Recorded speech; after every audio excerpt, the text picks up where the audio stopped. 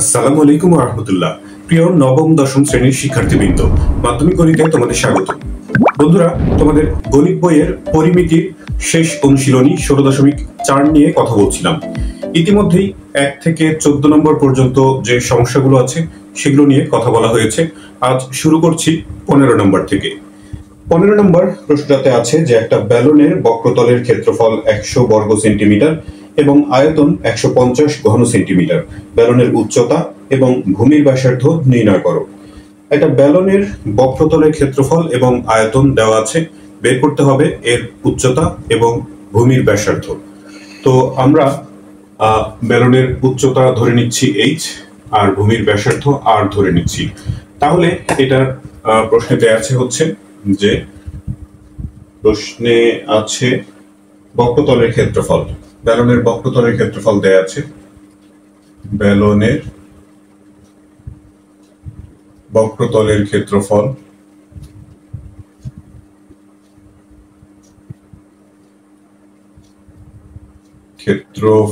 সেটা দেয়া আছে হচ্ছে 100 বর্গ সেন্টিমিটার বা স্কয়ার সেন্টিমিটার। বক্রতলের ক্ষেত্রফল সূত্র জানি আমরা 2πr/h যখন ব্যালনের উচ্চতা হচ্ছে h আর r হচ্ছে ভূমির ব্যাসার্ধ। তাহলে এই 2πr/h হচ্ছে 100। এটাকে আমরা একটা সমীকরণ নাম্বার দিলাম। আবার ব্যালনের আয়তন দেয়া আছে হলো 150 ঘন সেন্টিমিটার। ব্যালনের আয়তন সেটা দেয়া আছে হলো 150 ঘন সেন্টিমিটার।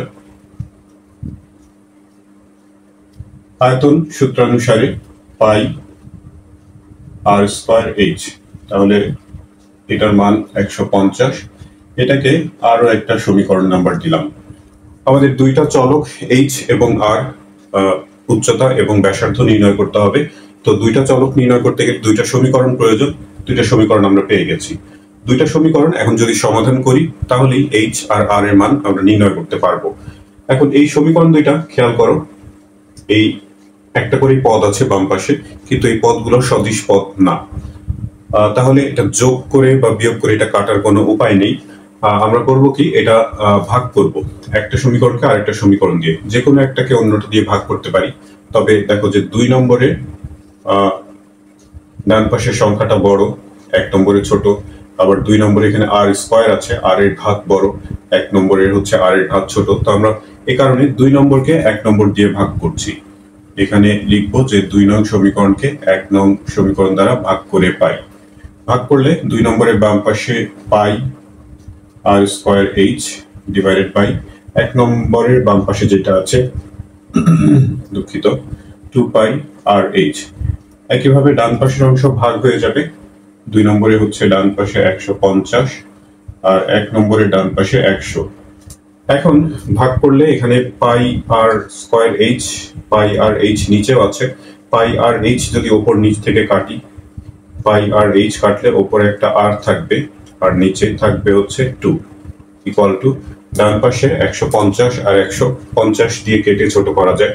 50 দিয়ে কাটলে 3 50 150 আর 100 এর মধ্যে 50 হচ্ছে 2 বার যায়। সমীকরণের দুই পাশেই নিচে 2 আছে। তা আমরা যদি উভয় পক্ষকে 2 দিয়ে গুণ করে দেই তাহলে এখান থেকে r এর মান পাবো 3। r মানে হচ্ছে ভূমির ব্যাসার্ধ, সেটা পেয়েছি 3। এখন এই r এর মান 1 বা 2 যে কোনো একটা সমীকরণে যদি বসিয়ে দেই তাহলেই আমরা সিলিন্ডারের উচ্চতা h এর মান পেয়ে যাব। তো শিক্ষার্থী বন্ধুরা, আমি উপরের অংশ একটু পরিষ্কার করে জায়গা করে নিয়েছি। r এর মান 3, সেটা 1 বা 2 নম্বর সমীকরণটা রেখে দিয়েছি। 2 নম্বর সমীকরণে আমি মান বসাচ্ছি। r এর মান 2 নং সমীকরণে বসিয়ে পাই। r এর মান 2 নং এ বসিয়ে 2 নম্বর সমীকরণে যদি r এর মানটা বসানো হয় πr²h, পাই এর মানটাও বসিয়ে দিচ্ছি একবারে 3.1416 ইন্টু r² আছে, r মানে হচ্ছে 3, তাহলে 3² ইন্টু h ইকুয়াল টু হচ্ছে 150। তাহলে এখানে এই 3² অর্থাৎ 9 আর 3.1416 যদি গুণ করা হয় 9 ইন্টু 3.1416 গুণ করে দিলে 2744 এর সাথে এইচ আছে গুণ অবস্থায়, ডান দিকে হচ্ছে 150। আমরা এইচ এর মান বের করব। 150 সাথে এই পাশের যে সংখ্যাটা 28.2744 সেটা ডান পাশে গিয়ে 150 এর সাথে ভাগ হয়ে যাবে। আমরা একবারে ভাগ করে দিচ্ছি 28.2744 দিয়ে। ভাগ করলে হবে 5.530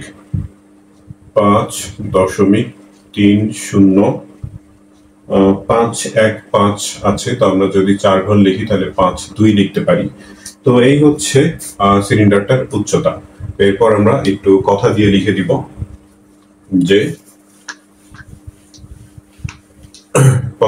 দিব যে সুতরাং প্রশ্নে আছে যেমন ভাবে বেলনের কথা বলেছে, সিলিন্ডার বেলন একই যদিও, তো প্রশ্নে যেভাবে আছে আমরা সেভাবে লিখছি। সুতরাং বেলনের উচ্চতা 5.3052 সেন্টিমিটার। এখানে একটা প্রায় লিখে দিচ্ছি কারণ এখানে আসন্ন মান লেখা হয়েছে 4 দশমিক স্থান পর্যন্ত, এবং ভূমির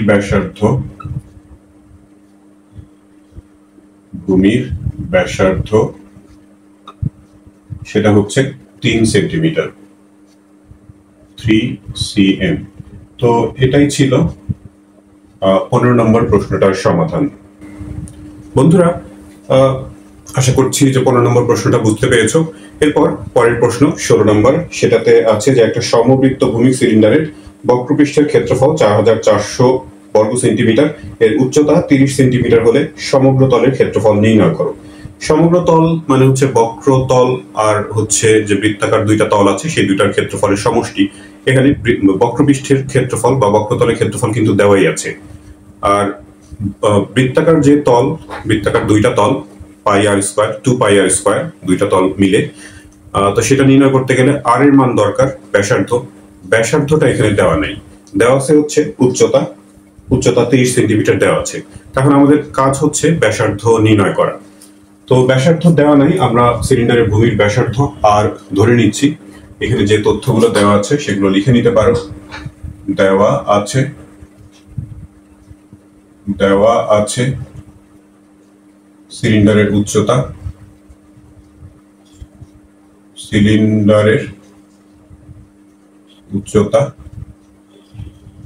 যেটাকে আমরা এইচ দিয়ে প্রকাশ করি, উচ্চতা দেওয়া আছে হলো 30 সেন্টিমিটার। আর বক্রপৃষ্ঠের ক্ষেত্রফল দেওয়া আছে, বক্রপৃষ্ঠের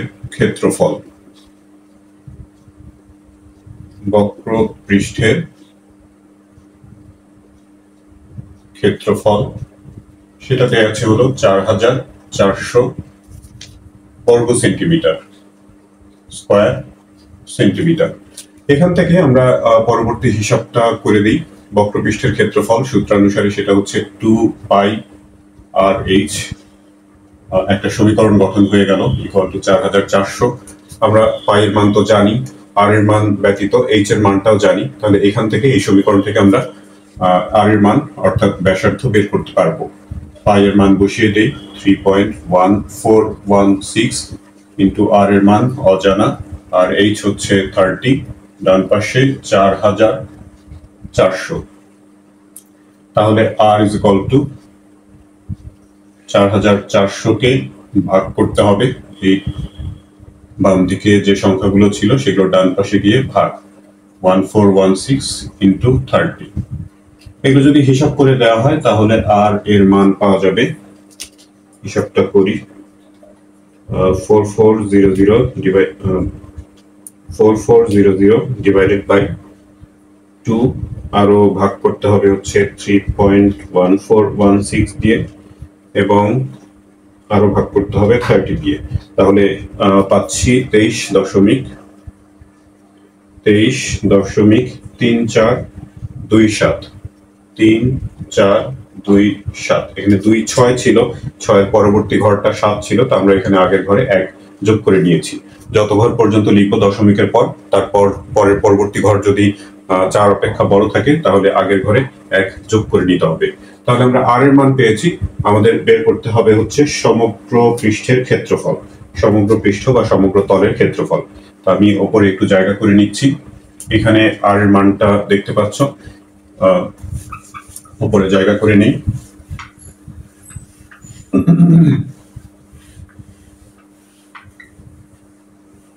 সমগ্র পৃষ্ঠের মধ্যে বক্রপৃষ্ঠের ক্ষেত্রফল আমাদের জানাই আছে, আমরা লিখি। সুতরাং সিলিন্ডারের সমগ্র পৃষ্ঠের ক্ষেত্রফল,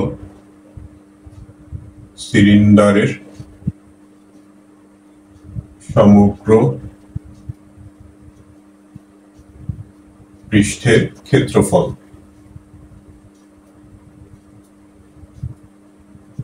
সমগ্র পৃষ্ঠের ক্ষেত্রফলের মধ্যে প্রথমত 2πrh অর্থাৎ বক্রপৃষ্ঠের ক্ষেত্রফল, আর দুইটা বৃত্তাকার পৃষ্ঠের ক্ষেত্রফল 2πr², এটা স্কয়ার। তো 2πrh এটার মান তো জানাই আছে, ইচ্ছা করে সেই মানটা সরাসরি বসিয়ে দিতে পারো এখানে, অথবা 2πr কমন নিয়ে তারপর নতুন করে আবার h আর এগুলোর মান বসিয়ে তারপর সম্পূর্ণটা একসাথে হিসাব করতে পারো। আমি এই অংশটুকুর মান যেটা দেয়া আছে প্রশ্নে সেই মানটা বসিয়ে দিচ্ছি, আর 2πr² বৃত্তাকার পৃষ্ঠের যে ক্ষেত্রফল সেটা মান বসিয়ে হিসাব করছি। 3.1416 ইন্টু r², আর মানে হচ্ছে 3427 এর উপরে স্কয়ার। তো তাহলে 4400 যোগ এই অংশটুকু যদি গুণ করা হয়, আমি ছোট একটা ক্যালকুলেটর দিয়ে হিসাব করছি যার কারণে একটুখানি ঝামেলাই মনে হচ্ছে হিসাবটা। 27 ইন্টু আবার 3427 তার সাথে হচ্ছে 3.1416 ইন্টু 2, সবগুলো গুণ করে হচ্ছে এখানে 3023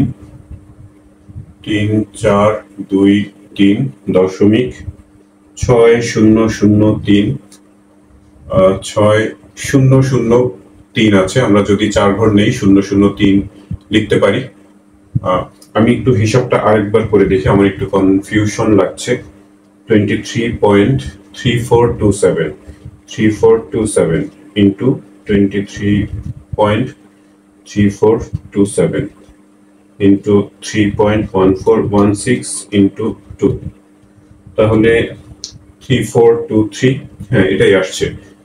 যদি 4 ঘরই নেই 003 এতটুকু হয়, এর সাথে যদি আমরা 4400 যোগ করে দেই তাহলে পাবো 7823, তারপর দশমিকের পর যে অংশটুকু আছে 6003।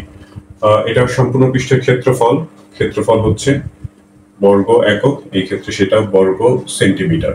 আর শেষে একটা অ্যাপ্রক্স বা প্রায় লিখে দিও, তাহলে এখানে আর ভুল ধরার কোনো সুযোগ থাকবে না। এখানে দশমিকের পর হয়তো মানে একজন এক ভাবে হিসাব করতে পারো, দশমিকের পরের অংশটুকু মান একটু কম বেশি আসতে পারে, তবে সেটাতে ঘাবড়ানোর কিছু নাই।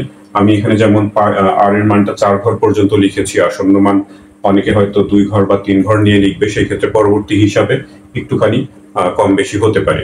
তো খেয়াল রাখবে যে তুমি যেটুকু মান লিখেছো অঙ্কে সেই মান দিয়ে তোমার পরবর্তী হিসাবটা যেন সঠিক হয়। তো বন্ধুরা, এই ছিল 16 নম্বর প্রশ্নটার সমাধান। বন্ধুরা, পরবর্তী প্রশ্নটা 17 নম্বর। এই প্রশ্নটা শুধু এই অনুশীলনই না, সম্পূর্ণ পরিমিতিরই অন্যতম একটা গুরুত্বপূর্ণ ইম্পর্টেন্ট একটা প্রশ্ন। প্রশ্নটা হচ্ছে যে একটা লোহার পাইপের ভেতরের ও বাইরের ব্যাস যথাক্রমে 12 সেন্টিমিটার ও 14 সেন্টিমিটার এবং পাইপের উচ্চতা 5 মিটার। 1 ঘন সেন্টিমিটার লোহার ওজন 7.2 গ্রাম হলে পাইপের লোহার ওজন নির্ণয় করো। একটা পাইপের কথা বলা হয়েছে, আমরা একটু একে বোঝার চেষ্টা করি, যেহেতু বলছিলাম যে এটা খুবই ইম্পর্টেন্ট একটা প্রশ্ন। একটা লোহার পাইপ যেটা সিলিন্ডার আকৃতির, মনে করো যে এরকম হচ্ছে সিলিন্ডার আকৃতির একটা পাইপ। তো পাইপটা লোহা দিয়ে তৈরি, তাহলে লোহার তো একটা পুরুত্ব আছে। এই যে ভেতরের অংশের প্রশস্ততা, এটা এই এই অংশটুকু লোহার পুরুত্বটা রেখে আমি ভেতরের অংশটুকু আঁকলাম। তাহলে সম্পূর্ণ ভেতরের অংশটুকু, একেবারে ভেতরের যে অংশটুকু সেটুকু তো ফাঁকা, আর পাইপটা হচ্ছে লোহার তৈরি। এই যে এই অংশগুলো হচ্ছে লোহা দিয়ে নির্মিত, এই অংশগুলো। তো এই লোহার ওজন কত, অর্থাৎ পাইপের লোহার ওজন বলা হয়েছে। এই পাইপের যে অংশটুকুতে লোহা আছে সেই অংশটুকুর ওজন কত সেটা আমাদের নির্ণয় করতে হবে। তো এই অংশগুলো, এটা তো কোনো আকৃতি, কোনো নির্দিষ্ট আকৃতির মধ্যে পড়ে না। তো যার কারণে সরাসরি সূত্র ব্যবহার করে হচ্ছে পাইপের লোহার আয়তন বা ওজন সেটা নির্ণয় করা সম্ভব না। আমরা করব কি, যে পাইপের দুইটা ব্যাস দেয়া আছে, ব্যাস থেকে আমরা ব্যাসার্ধ পাবো। একটা হচ্ছে ভেতরের বলতে এই যে এই ভেতরের যে পৃষ্ঠ, সেই পৃষ্ঠ পর্যন্ত ব্যাসার্ধ, আর বাইরের পৃষ্ঠ পর্যন্ত সেটা হচ্ছে বাইরের ব্যাসার্ধ। এই দুই ব্যাসার্ধ ব্যবহার করে আমরা পাইপের ভেতরের এবং বাইরের আয়তন বের করতে পারবো। বাইরের আয়তন থেকে যদি ভেতরের আয়তনটা মাইনাস করে দেই, তাহলে ওই পাইপের যে লোহাটুকু আছে সেই লোহার আয়তন সেটা পাওয়া যাবে। আর লোহার আয়তন পেলে এরপর লোহার আয়তনের সাথে ওজনের একটা সম্পর্ক দেয়া আছে, সেই সম্পর্ক ব্যবহার করে আমরা পাইপটার লোহার ওজনটাও বের করতে পারবো। তো সেই উদ্দেশ্যে আমরা প্রথমে হচ্ছে যে এখানে দেখো ভেতরের এবং বাইরের ব্যাস দেয়া আছে, এটা ব্যাসার্ধ নির্ণয় করে নিতে হবে। পাইপের বাইরের ব্যাসার্ধ লিখছি একবারে, বাইরের ব্যাসার্ধ, ব্যাসটাকে 2 দিয়ে ভাগ করে ব্যাসার্ধ বানিয়ে নেব। যেহেতু এখানে বাইরের ভেতরের দুই রকম মাপ দেয়া আছে, এই জন্য ব্যাসার্ধটাকে আমরা R1 দিয়ে প্রকাশ করলাম। ব্যাস দেয়া আছে হলো, আচ্ছা এটা প্রথমে ভেতরের কথা বলা ছিল, আমি বাইরেরটা লিখে ফেলেছি, ব্যাপার না। 14, বাইরের ব্যাসার্ধ 14, ব্যাস 14 সেন্টিমিটার দেয়া আছে, এটাকে 2 দিয়ে ভাগ করলে হচ্ছে বাইরের ব্যাসার্ধ পাবো সেন্টিমিটার, অর্থাৎ 7 সেন্টিমিটার। আর ভেতরের ব্যাসার্ধ, পাইপের ভেতরের ব্যাসার্ধ, এটাকে R2 দিয়ে প্রকাশ করলাম, সেটা হচ্ছে 12/2, অর্থাৎ 6 সেন্টিমিটার। পাইপের উচ্চতা দেয়া আছে, পাইপের উচ্চতা, এটাকে H দিয়ে প্রকাশ করি, সেটা দেয়া আছে হলো 5 মিটার। এখন কথা হলো যে এখানে আয়তনের সাথে যে ওজনের সম্পর্ক দেয়া আছে, 1 ঘন সেন্টিমিটারের ওজন দেয়া আছে হলো 7.2 গ্রাম। তাহলে আয়তনটা আমাদের ঘন সেন্টিমিটার এককে দরকার। তো এখানে যে উচ্চতা মিটার এককে দেয়া আছে, এটাকে সেন্টিমিটার বানিয়ে দেব। আমরা জানি যে 1 মিটার মানে হচ্ছে 100 সেন্টিমিটার, তাহলে 5 মিটারে 500 সেন্টিমিটার, 100 দিয়ে গুণ করে। এবার পাইপের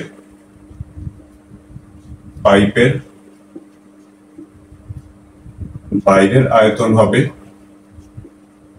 বাইরের আয়তন, পাইপটা সিলিন্ডার আকৃতির, বাইরের ব্যাসার্ধ দিয়ে আমরা আয়তন বের করলে সেটা হবে বাইরের আয়তন।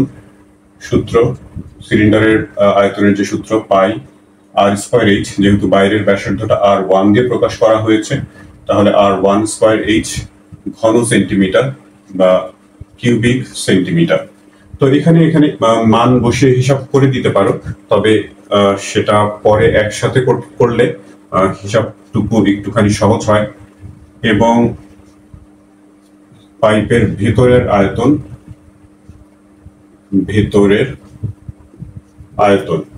সেটা হবে পাই R2²H ঘন সেন্টিমিটার। বাইরের আয়তন থেকে ভেতরের আয়তনটা মাইনাস করলে আমরা পাইপের লোহার আয়তন পাবো। সুতরাং পাইপের লোহার আয়তন,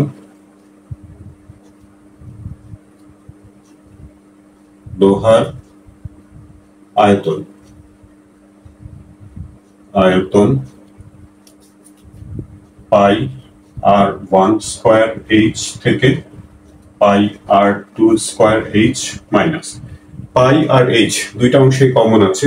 আমি হিসাবটা একটু বাম দিকে নিয়ে আসলাম, পাই এবং H কমন নিলাম, তাহলে R1² মাইনাস r2 স্কয়ার এমনটা হবে।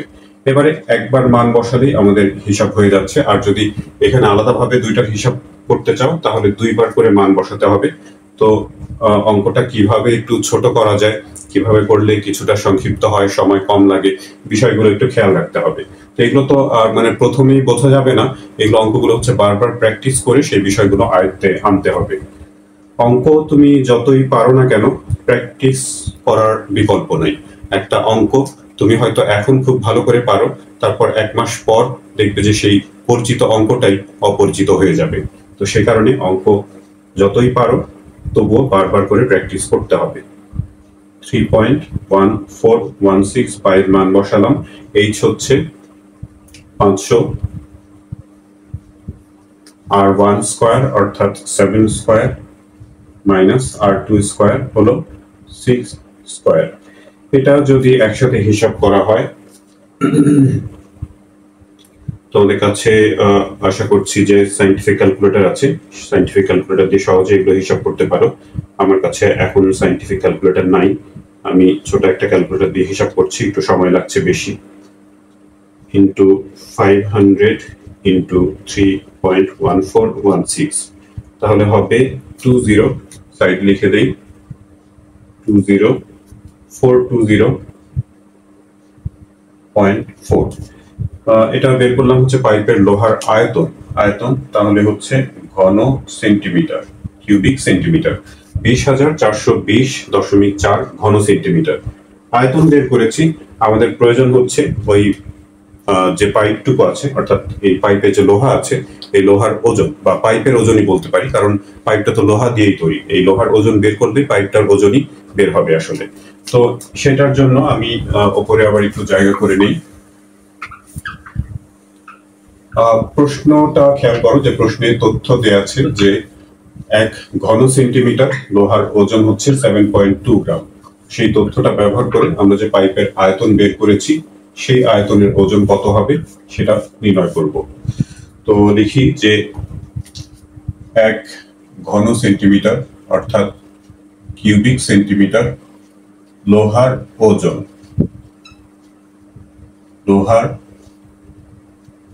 ওজন হচ্ছে 7.2 গ্রাম। তাহলে আমাদের বের করতে হবে 20420.4 কিউবিক সেন্টিমিটার লোহার ওজন। এই 20420.4 এর সাথে 7.2 গুণ হয়ে যাবে এত গ্রাম। এটা যদি গুণ করি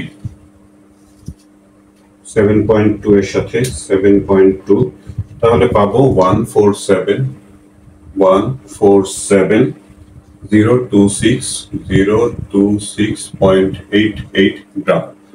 তো এটা গ্রাম এককে অনেক বড় একটা সংখ্যা, আমরা এটাকে কেজি বানিয়ে দিতে পারি। জানি যে 1000 গ্রামে হচ্ছে 1 কেজি। তো 1000 দিয়ে এটাকে ভাগ করলে দশমিকটা জাস্ট 1 2 3 ঘর বাম দিকে নিয়ে আসলেই ভাগ হয়ে যায়। 147.02, আমরা যদি এখানে 02688 এরকম হবে 5 ঘর নিলে।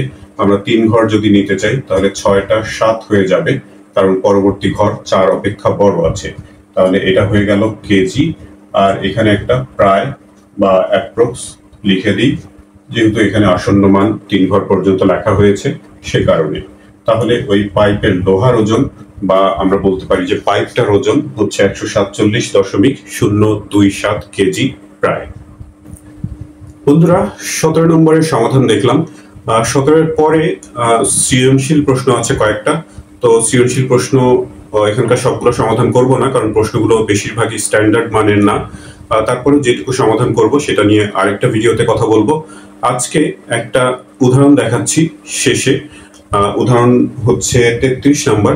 এই উদাহরণটা মানে সমাধান করে তোমাদের দেখানোর উদ্দেশ্য হচ্ছে অনুশীলনীতে এইরকম অঙ্ক নাই, কিন্তু এই অঙ্কটা বেশ ইম্পর্টেন্ট।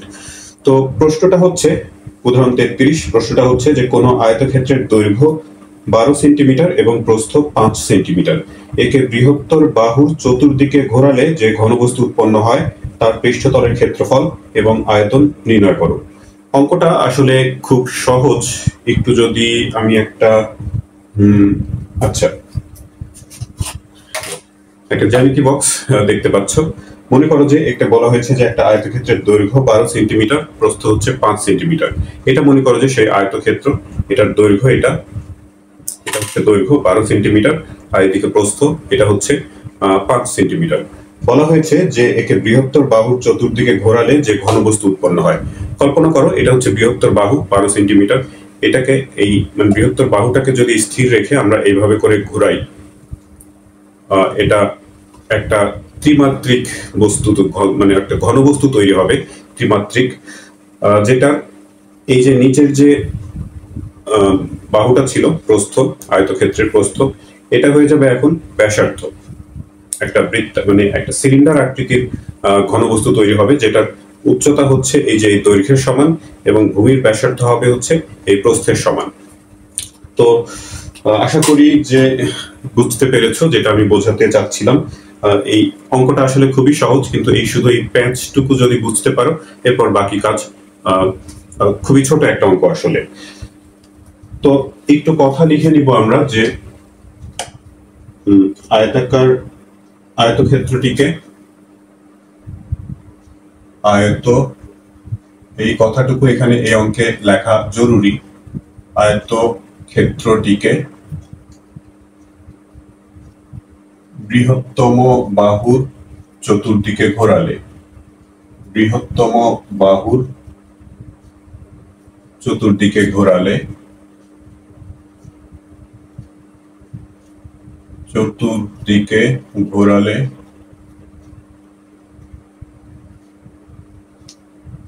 একটি সিলিন্ডার আকৃতির ঘনবস্তু তৈরি হবে। সিলিন্ডার বা ব্যালন, সিলিন্ডার আকৃতির ঘনবস্তু তৈরি হবে,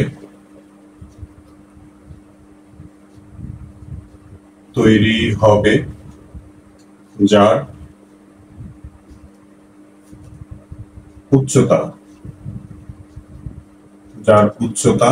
h, সেটা হবে হচ্ছে আয়তক্ষেত্রের দৈর্ঘ্যের সমান। আয়তক্ষেত্রের দৈর্ঘ্য অর্থাৎ 12 সেন্টিমিটার এবং ব্যাসার্ধ, ভূমির ব্যাসার্ধ লিখতে পারো। ব্যাসার্ধ যেটাকে আমরা r দিয়ে প্রকাশ করি, সেটা হবে আয়তক্ষেত্রের প্রস্থের সমান অর্থাৎ 5 সেন্টিমিটার। তাহলে সিলিন্ডারের উচ্চতা এবং ব্যাসার্ধ সেটা আমরা পেয়ে গেছি, যে সিলিন্ডারটা তৈরি হবে আয়তক্ষেত্রটাকে ঘুরিয়ে। তো h আর r এর মান যদি জানা থাকে, আমাদের বের করতে বলেছে ওই ঘনবস্তুটার পৃষ্ঠতলের ক্ষেত্রফল এবং আয়তন, অর্থাৎ ওই সিলিন্ডারটার পৃষ্ঠতলের ক্ষেত্রফল এবং হচ্ছে আয়তন। সিলিন্ডারের পৃষ্ঠতলের ক্ষেত্রফল সূত্র জানা আছে নিশ্চয়ই। পৃষ্ঠতলের ক্ষেত্রফল, সিলিন্ডারের কথা লিখে নিলে ভালো হতো, আমি জায়গা কম দেখে কথা কম লেখার চেষ্টা করছি। পৃষ্ঠতলের ক্ষেত্রফল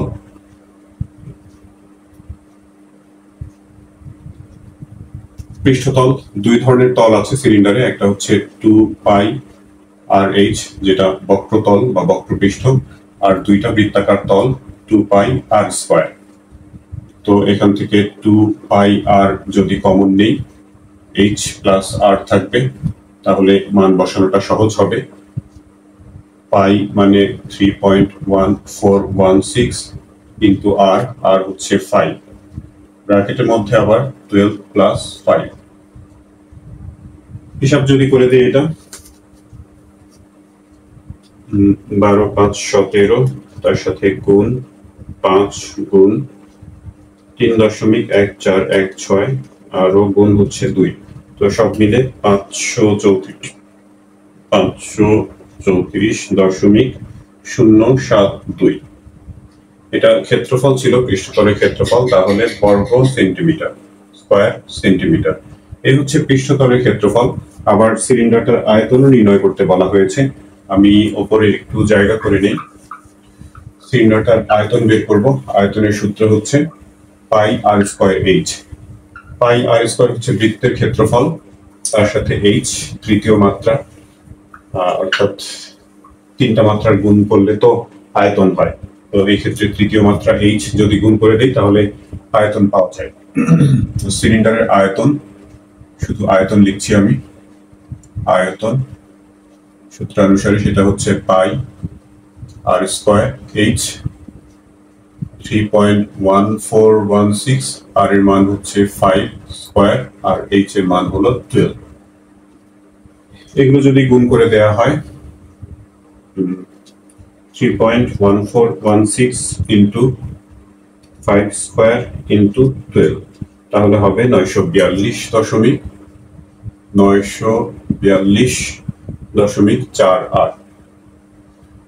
এটা আয়তন, তাহলে এটার একক হবে হচ্ছে ঘন সেন্টিমিটার বা কিউবিক সেন্টিমিটার। এগুলোতে প্রায় লিখে দিতে পারো, লিখে দিলে ভালো হয়। তো এই ছিল যে উদাহরণটা দেখাতে চাচ্ছিলাম, উদাহরণ 33, সেই 33 নম্বর উদাহরণের আনসার। শিক্ষার্থী বন্ধুরা, এই ভিডিওটা এখানেই শেষ করছি। এই ভিডিও থেকে তোমরা যদি উপকৃত হয়ে থাকো তাহলে চ্যানেলটি সাবস্ক্রাইব করার এবং বন্ধুদের সাথে শেয়ার করার অনুরোধ জানাচ্ছি। তোমরা সবাই ভালো থাকবে, প্রার্থনা তোমাদের সবার জন্য। আল্লাহ হাফেজ।